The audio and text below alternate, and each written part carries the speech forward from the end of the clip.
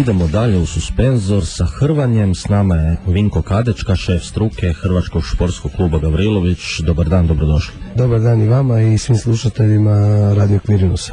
Imamo jako puno tema, liga je zahuktala se, no idemo redom. Tko je sve u doigravanju i kada je to krenulo? Pa ja, ove godine mogu reći da je liga dosta interesantna. Mi smo u onom proljetnom dijelu imali turnire gdje su se uspjele kvalificirati sljedeće ekipe: Vindija iz Varaždina, Gavrilović Petrinja, Sesvete iz Sesveta, Lika iz Zagreba, Sesvetski Kraljevac iz Sesvetskog Kraljevca i Lokomotiva iz Zagreba. Znači prvih 6 ekipa koji su osvojili najviše bodova u turnirskom dijelu krenuli su sa doigravanje play-off za prvaka Hrvatske. Kakav je odnos snaga u odnosu na prošlu sezonu?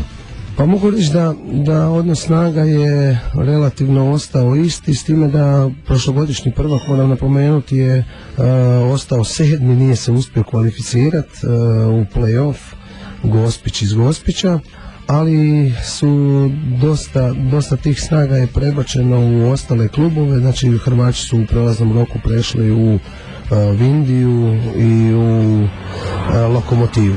Tako da, što se tiče odnosa snaga, to je sve u stvari tu negdje.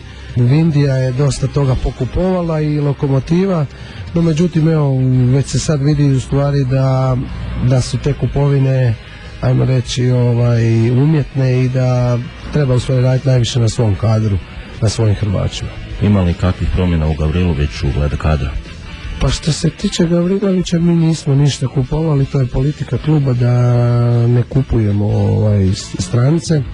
U prošlosti smo kupovali čak i iz Bjelorusije neke Hrvače, popunjavali svoje redove, no međutim vidjeli smo da to nema, da to dugoročno stvari nema nikakvog smisla, tako da mi imamo svoje snage, s time da moram reći da u svakoj kategoriji imamo po 2 Hrvača i koristimo ih sve u ovom play-offu. I moram napomenuti da smo čak i na posudbu dali Tomislava Lavrića u Njemačku. Jedan klub iz Njemačke je bio jako zainteresiran za njega, tako da evo, mi smo mu omogućili da se hrva i tamo, stječe tamo iskustva i moram napomenuti da je izuzetno dobar tamo. On ima samo jedan poraz u 10 kola. Tako da je hrva i mi slobodni i grčko-rimski stil. Klub je jako zadovoljan s njime i garantiraju da će nastaviti suradnju i u budućnosti s njim. Tu valja naglasiti, vrlo je zanimljivo, da može hrvati i u Njemačkoj i kod nas. Da, kod nas u hrvanju je dozvoljeno da hrva i za klub u Hrvatskoj, ali da hrva i u Njemačkoj. S time da je jasno da kod nas je hrvao 2 meča, oba 2 je pobjedio, bitno je da se ti datumi ne podudaraju kada su kola. Mi ga koristimo, ja sam već rekao da imamo po 2 Hrvača, tako da nama uopće to nije problem. On kad je ovdje hrva za nas, kad je u Njemačkoj hrva netko drugi, tako da to uopće nije problem. Doigravanje je krenulo u listopadu prvog vikenda, no krenuli ste porazom, tu su i neka nova pravila i nije baš sve štimalo u prvom kolu. Pa da, moram napomenuti da od ove godine su se pravila drastično promijenila. Za one koji prate hrvanje vidljivo je bilo i možda ste primijetili da je Olimpijski odbor u stvari htio izbaciti hrvanje sa olimpijade, upravo zbog tih pravila koja su bila u jednu ruku dosta loša za publiku i za gledanost. Tako da su od ove godine promijenili pravila sa 1,5 minuta, stavili su da runda traje 3 minute, gdje se dobilo jako puno na dinamici, i s druge strane promijenili su pravila, više se sada cijene zahvati i stojke i sve manje partera. Tako da je gledanost hrvanja i popularizacija hrvanja je odmah porasla i pravila kao pravila izuzetno pašu nama iz Gavrilovića, jer mi smo uvijek gajali i tražili to hrvanje u stojci, no međutim jednostavno od tih pravila nismo mogli doći do izražaja, a evo vidljivo je sad iz rezultata da jako dobro koristimo ta nova pravila i mogu reći da u 70% slučajeva naši Hrvači pobjeđuju tehničkim tušem, tako da ja sam prezadovoljan. U prvom kolu, da, pitali ste me, susrela se Vindija i Gavrilović, odmah 2 najjače ekipe.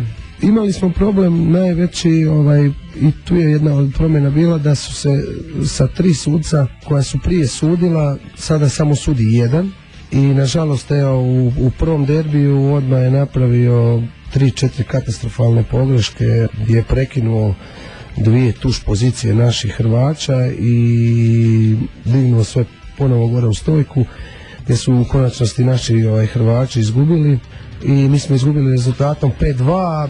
Ako uzmemo u obzir da su te 2 pobjede trebale biti naše, mi bi pobjedili sa 4-3. Odmah mogu sad reći da mi u nedjelju imamo uzvrat sa Vindijom i očekujemo da će suđenje biti pošteno kao što je bilo i ovih ostalih u kolima, tako da nadam se da će taj derbi biti onako fer i pošten i da će Gavrilović pokazati u stvari da je kvalitetnija ekipa. A sada 3 teme u jednoj. U subotu je došao u Petrinju Sesvetski Kraljevec. Vratili ste se ove sezone u svoju dvoranu i uveli ste nekakve zanimljive novosti baš za gledatelja. Pa upravo to, mi smo i prije rata, ali i jedno razdoblje poslije rata, 96. 7. i 8. hrvali u našoj hrvačkoj dvorani. Ambijent, zašto smo se vratili? Vratili smo se upravo zbog ambijenta, jer dvorana je akustična i kad u nju stavite 200-300 gledatelja, onda je svakom gostu problem tu hrvat, a naravno da ujedno i s time našim Hrvačima dižemo moral. S druge strane uveli smo nekakvih malo noviteta koji još do sad nisu viđeni u hrvanju, ali su viđeni recimo na ovim velikim natjecanjima UFC-a i FFC-a, gdje se muzika pušta, svaki znači Hrvač izabere svoju melodiju i onda to puštamo malo tako u tim fazama dok se Hrvači pojavljuju na strunjaču, tako da publika je jako lijepo reagirala na to i mogu reći da i Hrvači su jako zadovoljni s time. To je kao nekakav plus još koji daje nekakav poticaj za pobjedu. Koju pjesmu ste vi izabrali? Ja sam izabrao pjesmu Eye of the Tiger, koja je dosta često se stavljala i spominje se uz Rokija. Tako da to mi je jedna od ajmo reći, zgodnijih pjesama. I jesu li gosti iz Sesvetskog Kraljevca ostali šokirani, jesu li pobjedili ili izgubili? Gosti su već gledali na internetu, oni prvi puta isto hrvaju sad u ovoj dvorani i oni su malo na internetu već gledali i već su pričali o tome da imamo najjaču u stvari publiku u ovoj ligi. Iako moram reći da poslije meča su bili fascinirani, mi smo svi zajedno izišli, pozdravili publiku, znači i Hrvači Gavrilovića i Hrvači Sesvetskog Kraljevca. Tako da, što se tiče samog rezultata, rezultat je bio 6:1 za Hrvački športski klub Gavrilović, ali svejedno oni su bili isto jako zadovoljni da mogu nastupiti pred ovako dobrom publikom.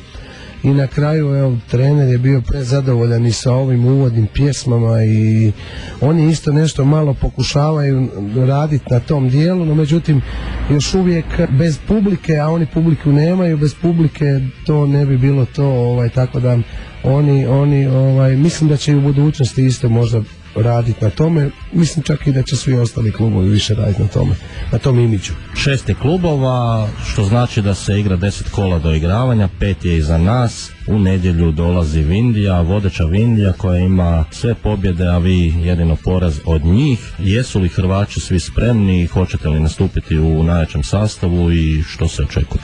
Ovako, znači u ovom sad dijelu, znači nakon polovice mi se nalazimo, u stvari tablica izgleda ovako: Vindija je prva, Gavrilović drugi, Sesvete treće, Lika četvrta, Kraljevec peti i Lokomotiva šesta. Derbi kola u nedjelju je, mi očekujemo naravno da ćemo ići sa najjačim sastavom, očekujemo da će biti jedna jako lijepa prezentacija hrvanja i očekujemo naravno našu pobjedu.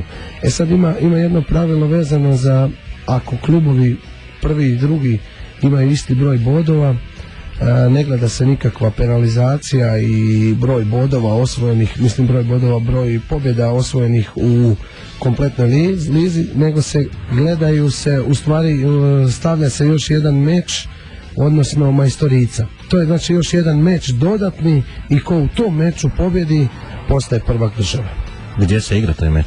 Taj meč se igra, ako dođe do toga, on se najvjerojatnije u Zagrebu događa zbog same publike i onda je to malo već na jednom visokom nivou. Sretno u nedjelju i vidimo se. Hvala vam i ja se nadam da će Galilović pokazati u stvari da je najkvalitetnija ekipa i vidimo se.